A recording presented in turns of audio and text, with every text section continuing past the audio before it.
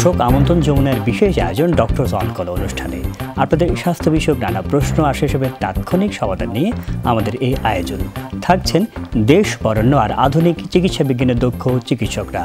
এই পর্যায়ে আজ আমাদের আলোচনার বিষয় অটিজম ও শিশুর বিকাশজনিত সমস্যা। আমাদের সাথে অতিথি হিসেবে আছেন ডাক্তার নাজনীন আক্তার, সহযোগী অধ্যাপক, শিশু নিউরোলজি ও ডেভেলপমেন্ট, ঢাকা মেডিকেল কলেজ হাসপাতাল। অনুষ্ঠানে পরামর্শ পেতে ফোন করুন 0298240552 এই নম্বরে। পুরো অনুষ্ঠান জুড়ে সাথে আছে আমি ডাক্তার আবু সাইদ শিমুল। দর্শক, একটা সময় ছিল যে শিশুদের ডায়রিয়া, নিউমোনিয়া এরকম এগুলো প্রায়ই হতো এবং এই ক্ষেত্রে দেখা যাচ্ছে শত শত বাচ্চা মারা যেত। কিন্তু কালের বিবর্তনে দেখা যাচ্ছে এগুলো ছাড়াও শিশুদের বিভিন্ন ধরনের সমস্যা হচ্ছে। আপনারা অটিজমের কথা তো অনেকেই শুনেছেন কিংবা অনেকে হয়তো শুনেননি, কিন্তু আজকের অনুষ্ঠানের মাধ্যমে আমরা জানতে পারবো অটিজম কেন হয়, কি কি লক্ষণ দেখে আসলে আগে থেকে বোঝা যায় এবং বাংলাদেশের কোথায় কোথায় এই রোগের চিকিৎসা হয়, কি কি বিশেষজ্ঞরা এই রোগের চিকিৎসা করেন, এই সব বিষয় নিয়ে আমরা আলাপ করবো। আমাদের সাথে অতিথি হিসেবে আছেন ডাক্তার নাজনীন আক্তার। আপনাকে স্বাগত আমাদের অনুষ্ঠানে। অনেক ধন্যবাদ। আসলে অটিজম শব্দটা আসলে অনেকেই আসলে জানেন, কিন্তু অনেকেই এটা হয় আজকাল এটা আমরা প্রায় দেখি যে বাচ্চা হয়তো খুব বেশি চঞ্চল, তাকে অটিজম বলে ফেলছেন।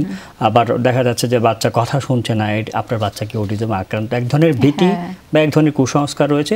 দুটো গ্রুপ আসলে আমরা দেখতে পাই। একটা হচ্ছে একেবারে তারা সচেতন না, তাদেরকে যদি বলা হয় যে না আপনার বোধহয় একটু আপনাদের মতো যারা চাইল্ড নিউরোলজিস্ট তাদের কাছে বোধহয় একটু দেখাতে উচিত, তারা একটু দেখা যাচ্ছে অনেক সময় রিয়্যাক্ট করে, না আমি কেন দেখাবো, বাচ্চা তো সুস্থ আছে।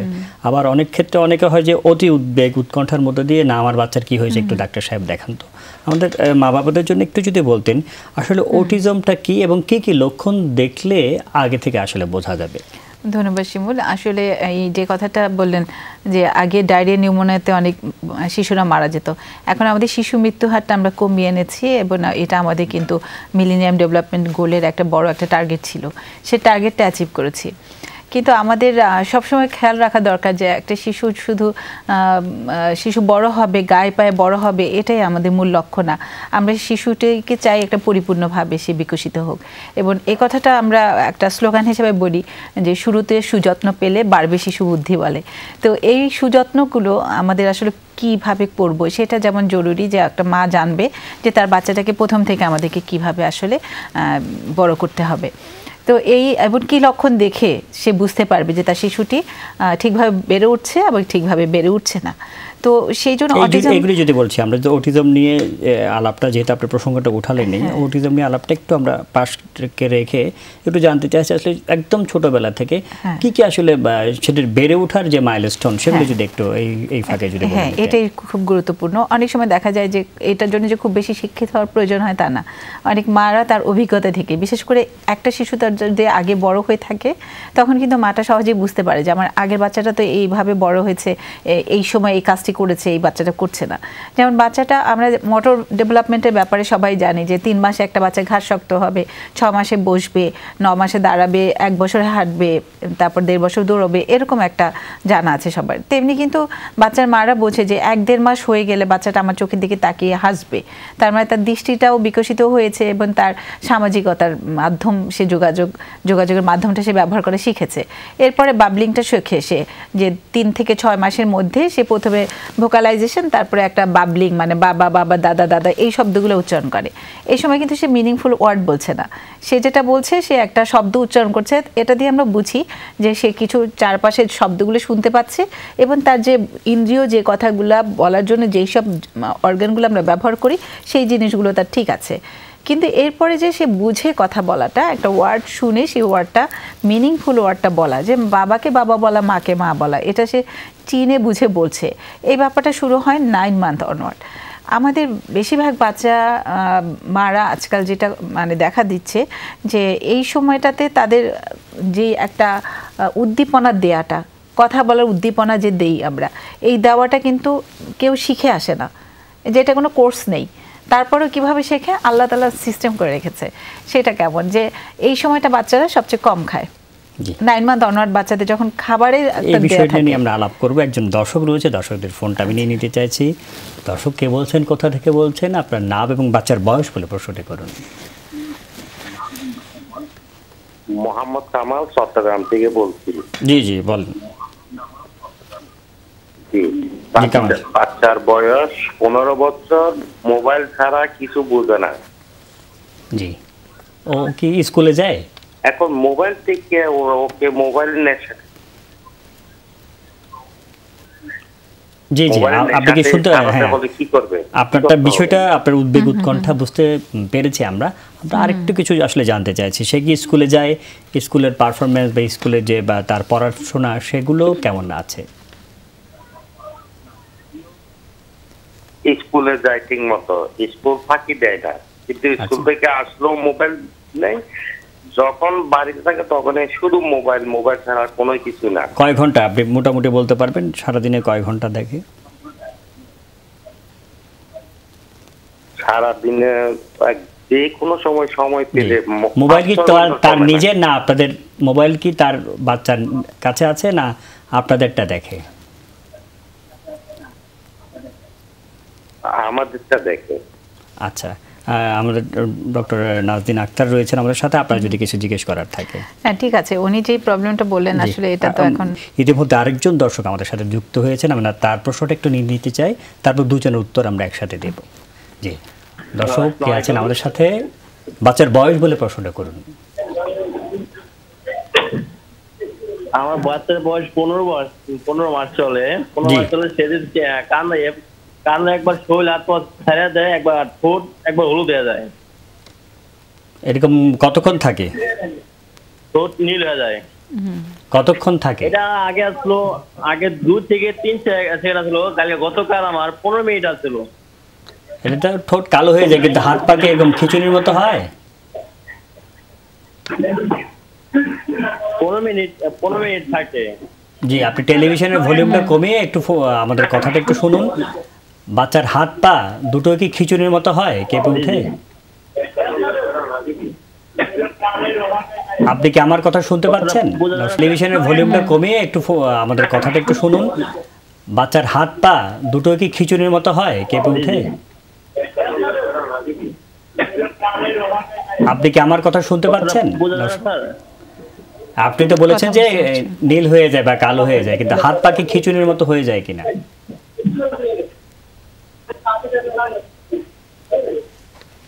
দর্শক শুনতে পাচ্ছেন আমাদেরকে? কোনো খিচুড়ি থাকে না, যে থাকে একবার জি জি জি। আসলে জন্মের সময় কোনো সমস্যা হয়েছিল? জন্মের সময় হাসপাতালে ভর্তি করতে হয়েছিল? হ্যাঁ, জন্মের পর পর ওকে হাসপাতালে গিয়ে ভর্তি হতে হয়েছিল কিংবা জন্ডিস হয়েছিল?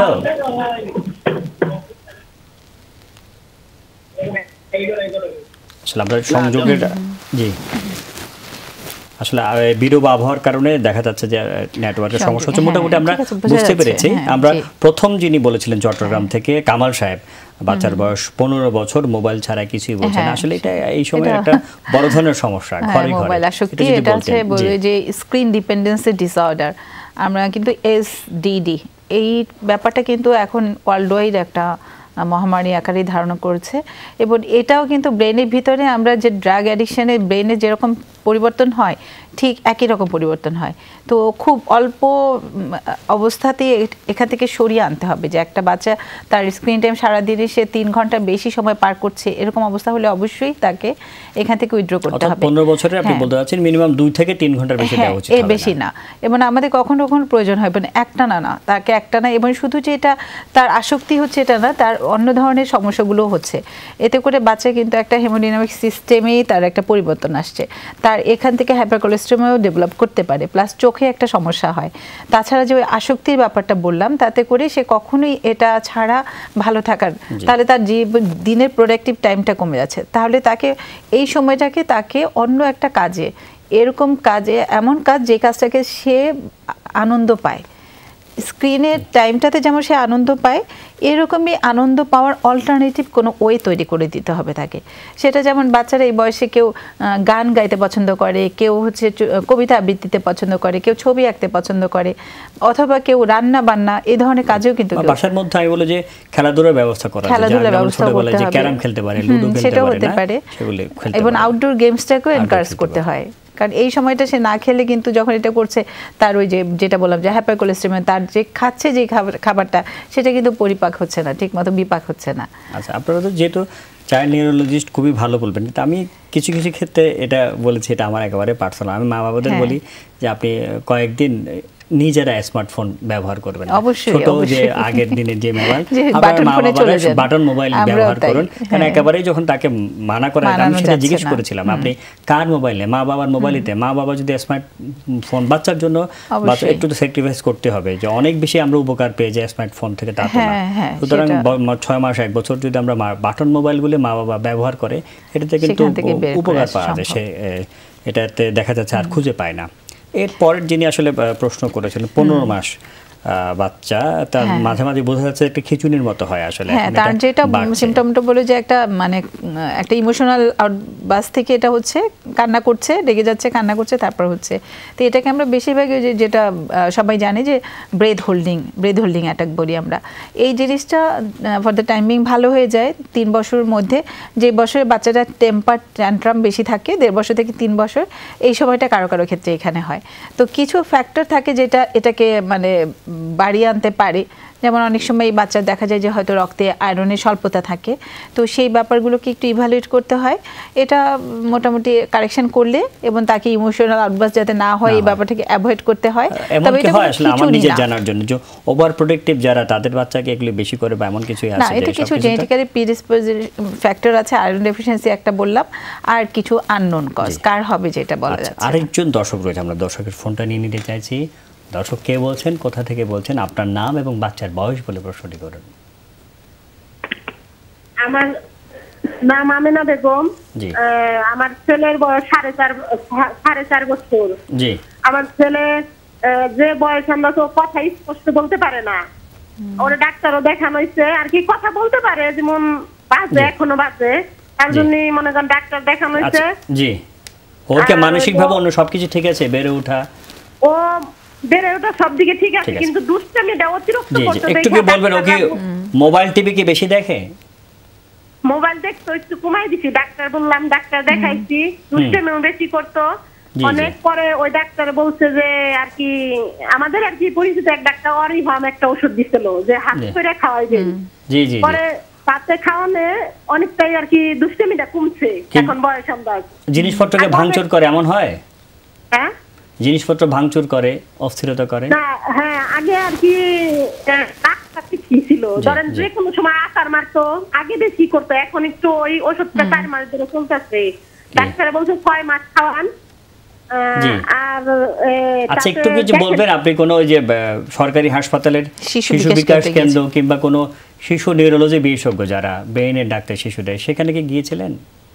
আমি আপনার পিজিতে গেছিলাম, অনেক কাজ হয় না। পরে আপনার এই যে বাদেমে আমারে এক ডাক্তারের কি পাঠাইছে, ওনারা বলছে যে ওখানে দেখার পরে একটু উন্নতির দিকে আছে, তাই তো?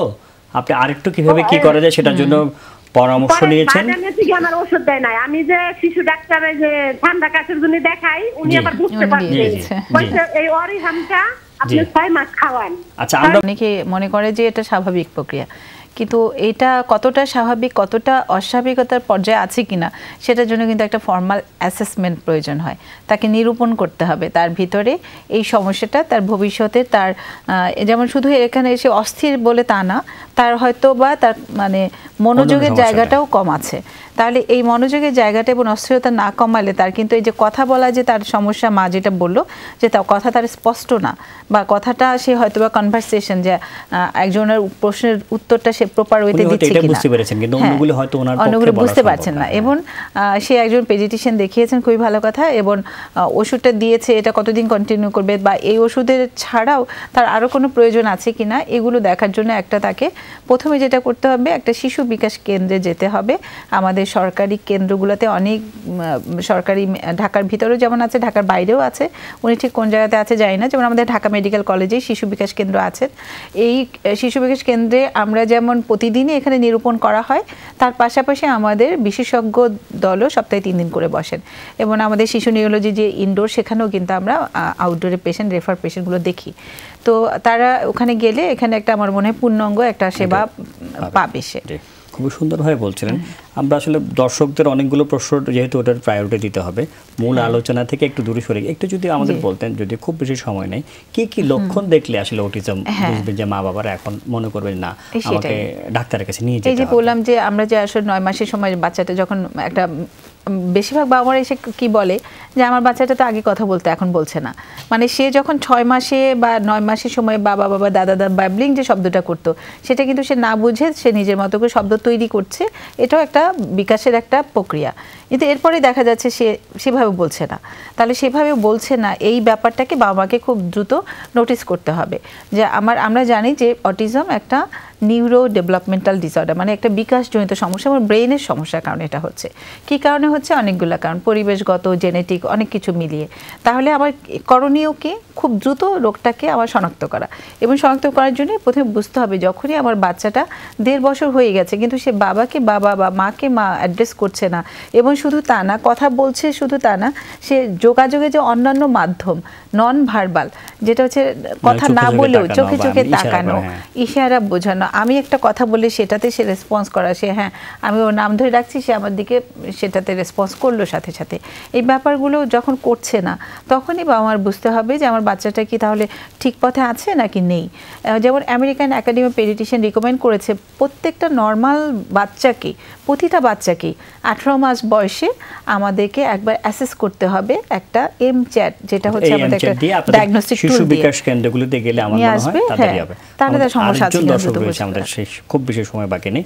দর্শক ফোনটা আমরা নিয়ে নিতে চাইছি। দর্শক কে বলছেন, কোথা থেকে বলছেন, বাচ্চার বয়স বলে প্রশ্ন করবেন। আমি টঙ্গী রাজপুর থেকে বলছি। জি বলুন। আমার বাচ্চা প্রসবের আগে অনেক কান্না করতো, আর প্রসবের ছিদ্র অনেক প্রসবের ছিদ্র অনেক ছোট। বয়স কত? বয়স 2 মাস। 2 মাস। প্রসব করার সময় কান্নাকাটি করে, তাই তো? জি জি আমরা বুঝতে পেরেছি ডাক্তার নাজনীন আক্তার।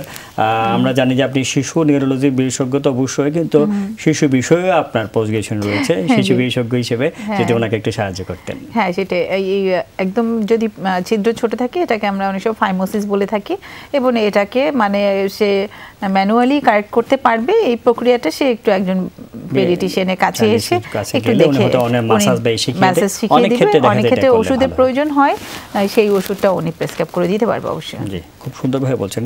একটু যদি বলতেন কথা বলা নিয়ে, এই সময় কিন্তু একটা মানে বলো একটা বড় কনসার্ন যে বাচ্চারা দেরিতে কথা বলছে, এটা আসলে উপায় কি পড়ে? যে সেটা বললেন যে আসলে দেরিতে কথা বলা, কেউ এই যে যেটা বললেন যে অনেকে মনে করে যে ঠিক আছে বাচ্চাটা আমার বাবা ওর বাবাও দেরিতে কথা বলেছে বা মা দেরিতে কথা বলেছে, এই জিনিসটার জন্য তারা অনেক সময় দেরি করে। যে প্রথমে দেরিটা হয় কোত্থেকে?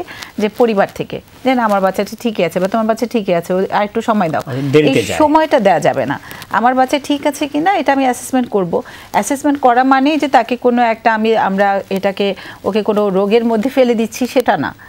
সে অ্যাসেসমেন্ট করা মানে সে ভালো আছে, অথবা তার এখানে একটু কমতি আছে, এই কমতিটাকে আপনি কিভাবে কারেকশন করবেন কারেকশনের জন্যই আপনার আসতে হবে। নিয়ে আসলে আমরা আজকের অনুষ্ঠানে একদম শেষ করতে চাই। ডক্টর নাজনীন আক্তার, এতক্ষণ আমাদের সাথে থাকার জন্য আপনাকে অসংখ্য ধন্যবাদ। অনেক ধন্যবাদ আপনাকেও আমাকে এখানে কিছু বলার সুযোগ দেওয়ার জন্য। দর্শক আজকে তো আমরা অনেকেই প্রশ্ন করেছেন, কিন্তু প্রশ্ন করার মধ্যে আমরা কিছু জিনিস দেখেছি যে অনেকেই 15 বছর বয়সের বলছেন যে আমার বাচ্চা এমন হচ্ছে, কে বলছেন 4.5 বছর কথা বলছে না। আমরা যেটা গুরুত্ব দিতে চাই, মা বাবাদের আসলে সচেতন হয়ে দ্রুত চিকিৎসকের কাছে যেতে হবে। এগুলি সব কিছুই কিন্তু এখন বাংলাদেশে খুব উন্নত মানের চিকিৎসা হচ্ছে, কিন্তু আর্লি আপনার যত যাবেন তত তাড়াতাড়ি কিন্তু আপনার বাচ্চার জন্য মঙ্গল। আমরা আশা করব এই অনুষ্ঠানের মাধ্যমে আমাদের শিশু বিকাশ কেন্দ্রগুলিতে সরকারিভাবে এটার ব্যবস্থা রয়েছে, যত দ্রুত যাবেন তত দ্রুতই আমাদের শিশুরা ভালো থাকবে। শিশুরা ভালো থাকুক, আমরা ভালো থাকি, এই কামনে আজকের মধ্যে বিদায় নিচ্ছি। আল্লাহ হাফেজ।